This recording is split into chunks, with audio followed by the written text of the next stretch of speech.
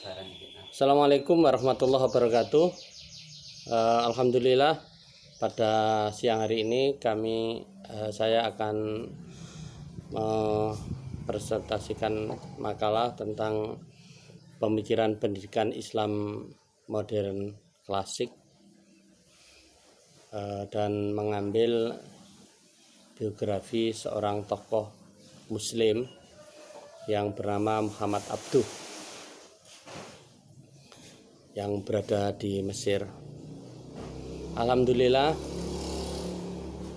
kita semua dalam keadaan sehat dan semoga Allah senantiasa melimpahkan rahmat karunia dan perlindungan dari segala musibah, terutama saat ini pandemi COVID-19, dan kita semua dalam lindungannya insya Allah, amin. Teman-teman yang dimuliakan oleh Allah SWT, Muhammad Abduh adalah dilahirkan di daerah Delta Nil, Mesir pada tahun 1849. Keluarga beliau adalah keluarga yang terkenal berpegang teguh kepada ilmu agama. Ayah beliau beristri dua. Muhammad Abduh muda merasakan sejak dini sulitnya hidup dalam keluarga poligami. Ini sama dengan nasib saya. Saya sendiri ini mengikuti ayah yang berpoligami, sehingga saudara saya 20 bersaudara, tapi dengan ibu pertama itu 10, ibu kedua 10, jadi 20. Nah, ini yang menjadi pokok persoalan yang dia ingin sampaikan, yakin di kemudian hari ketika dia menegakkan perlunya pembaruan keluarga dan hak-hak wanita. Saya adalah saudara tua dari 20 bersaudara, memang sangat merasakan bagaimana hidup dengan keluarga poligami. Saya juga merasakan, saya ini saudara tua tapi adik-adik saya semua poligami. Saya sih ketinggalan, mau cari lagi belum dapat. Kembali ke Muhammad Abduh, dalam usia 12 tahun beliau telah hafal Al-Quran. Kemudian pada usia 13 tahun beliau dibawa ke Tanta untuk belajar di Masjid Ahmadi. Masjid ini sering disebut Masjid Syekh Ahmad, yang kedudukannya dianggap sebagai level kedua setelah Al-Azhar dari segi menghafal dan belajar Al-Quran. Abduh menyelesaikan studinya pada tahun 1877 dan mengajar pertama kali setelah lulus dari belajar. Ia mengajarkan akhlak dan mengajar di Al-Azhar. Mengajarkan akhlak ini karya Ibnu Miskawayh, Muqaddimah Ibnu Khaldun, dan sejarah kebudayaan Eropa karya Gaisot yang diterjemahkan oleh Tahtawi ke bahasa Arab. Muhammad Abduh meninggal pada tanggal 11 Juli 1905. Sangat banyak orang memberikan hormat di Kairo, Alexandria, membuktikan betapa besar penghormatan kepada beliau ketika wafat. Abduh berpandangan bahwa penyakit yang melanda negara Islam adalah adanya kerancuan pemikiran agama di kalangan umat Islam sebagai konsekuensi datangnya peradaban Barat dan adanya tuntutan dunia Islam modern. Selama beberapa abad di masa Islam, kaum muslimin telah menghadapi kemunduran, dan sebagai hasil mereka tidak mendapatkan dirinya sebagai menghadapi situasi yang krisis ini. Seperti dikemukakan Abduh dalam Al-Islam Baina Al-Alim, wa al-Madaniyah, ia menerangkan bahwa sikap jumud bahwa dibawa ke tubuh Islam oleh orang-orang yang bukan Arab, yang merampas puncak kekuasaan politik di dunia Islam. Mereka juga membawa paham animisme, tidak mementingkan pemakaian akal, jahil dan tidak kenal ilmu pengetahuan. Rakyat harus dibutakan dalam hal ilmu pengetahuan agar tetap bodoh dan tunduk pada pemerintahan. Keadaan ini seperti sekarang ini. Menurutnya adalah bid'ah. Masuknya bid'ah ke dalam tubuh Islam yang membawa umat lepas dari ajaran Islam yang sesungguhnya.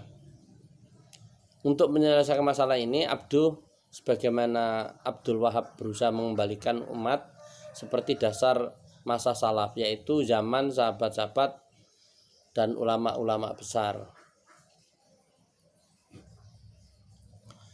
Faham Ibnu Taimiyah yang menyatakan bahwa ajaran-ajaran Islam terbagi ke dalam dua kategori, yaitu ibadah dan muamalah, diambil dan ditonjolkan oleh Abduh.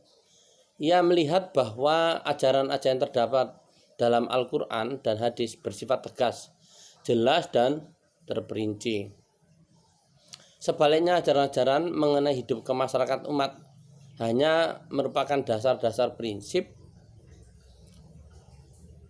yang umumnya tidak terperinci serta sedikit jumlahnya. Oleh karena itu sifatnya yang umum tanpa perincian, maka ajaran tersebut dapat disesuaikan dengan zaman. Pendapat tentang dibukanya pintu ijtihad bukan semata-mata pada hati tetapi pada akal. Quran memberikan kedudukan yang tinggi bagi akal. Islam menurut adalah agama rasional, mempergunakan akal dan salah satu dasar Islam. Jadi dalil akli maupun nakli.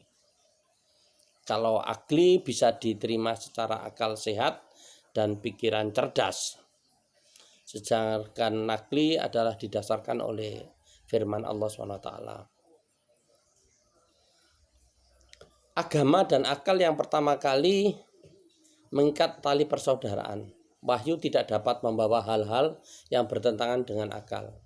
Kalau zahir ayat atau hadis bertentangan dengan akal, maka harus dicari interpretasi yang membuat ayat dapat dipahami secara rasional.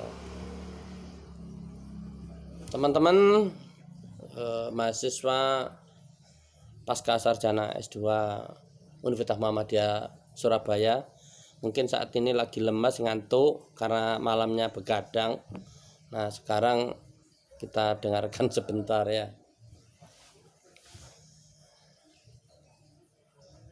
Pembaruan Abduh dalam bidang ilmu pengetahuan Islam atau pendidikan seperti dikutip Fajlur Rahman.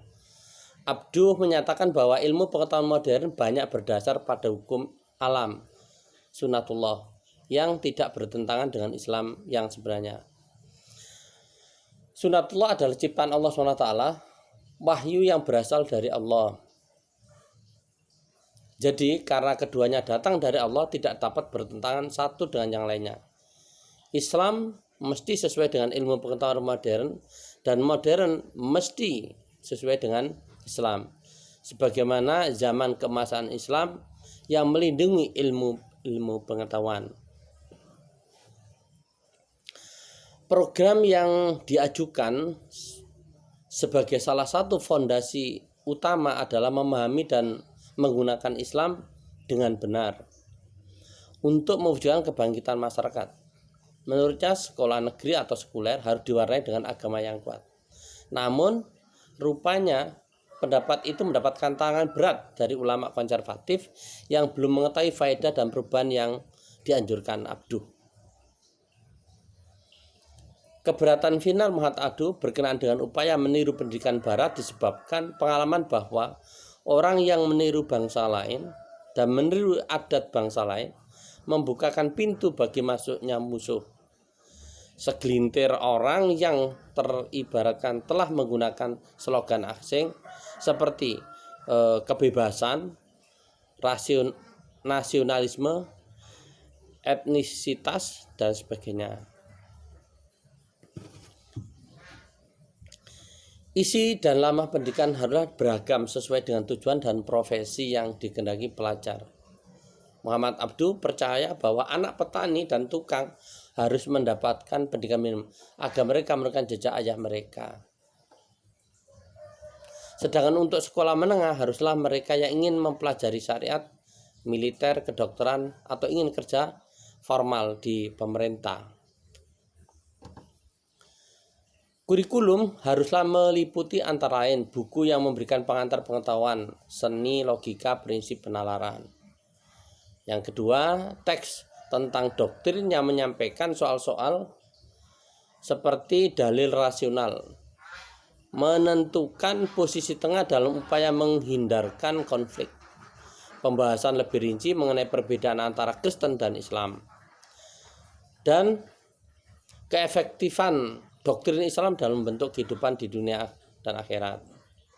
Kemudian yang ketiga, teks yang menjelaskan mana yang benar dan yang salah, penggunaan nalar dan prinsip-prinsip doktrin, serta yang keempat, teks sejarah yang meliputi berbagai penaklukan dan penyebaran Islam. Teman-teman yang dimuliakan oleh Allah, ayo kita sabar sambil penjelasan ini adalah bagian dari mendapatkan ilmu pada saat di bulan suci Ramadan seperti ini. Menurut Abduh, blok bangunan terpenting dari masyarakat baru adalah individu, umat yang terdiri dari unit-unit keluarga. Kalau unit-unit ini tidak memberikan lingkungan yang sehat atau fungsional bagi perkembangan hidup jalan, maka masyarakat akan ambruk. Abduh berkata, sesungguhnya umat terdiri dari rumah unit keluarga. Jika unit-unit keluarga itu baik, maka umat pun akan baik. Barang siapa yang tidak memiliki keluarga, maka ia pun tidak memiliki umat.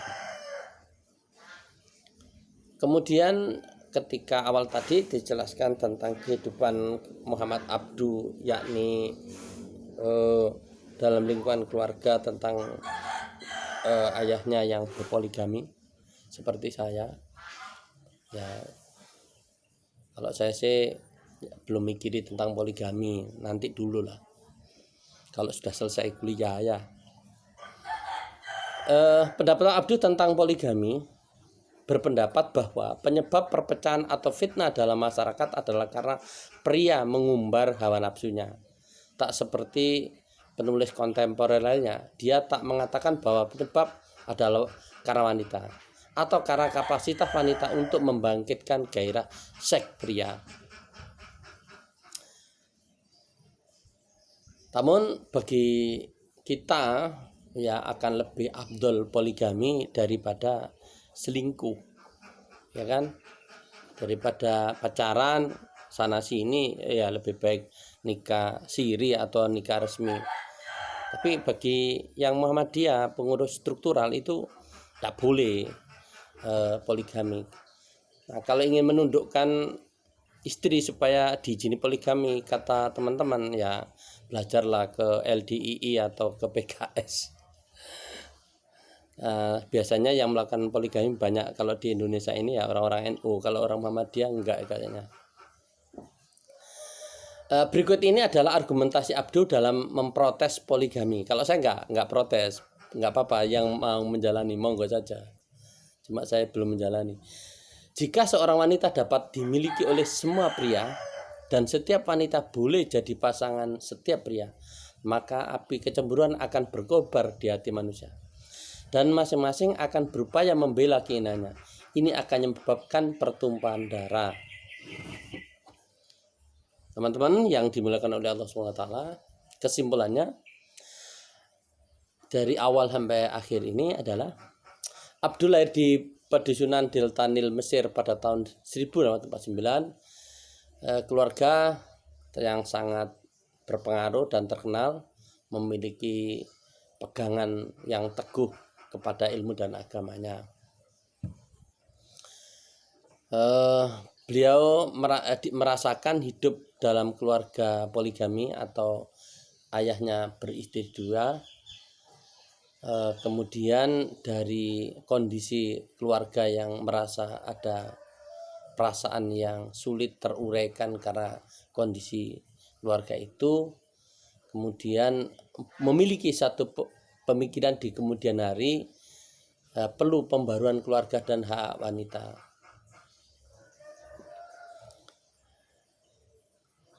Abdu berpandangan bahwa penyakit melanda negara Islam adalah adanya kerancuan pemikiran agama di kalangan Islam sebagai konsekuensi datangnya peradaban Barat dan adanya tuntutan dunia Islam modern.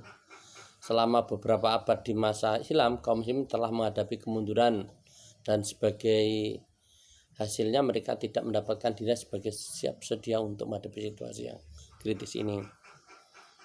Menurut Abdu, blok bangunan yang terpilih di tengah masyarakat adalah individu yang terdiri dari unit keluarga, dan kalau unit keluarga tidak memberikan lingkungan yang baik, sehat, dan fungsi perkembangan individu di dalam, maka masyarakat akan kurang baik, ambruk. Sesungguhnya umat terdiri dari rumah. Jika unit keluarga baik, maka umat itu akan menjadi baik. Barang siapa yang tidak memiliki keluarga, maka ia pun tidak memiliki baik. Demikian makalah singkat saya sampaikan, semoga menjadi satu kajian bareng di saat mengisi luang waktu menunggu sampai datangnya berbuka nanti, insya Allah. Dan ini diskusi yang menarik, tetapi jangan banyak tanya. Kalau tanya nanti nggak ada waktu. Terima kasih. Ihdinas siratal mustaqim. Assalamualaikum warahmatullahi wabarakatuh.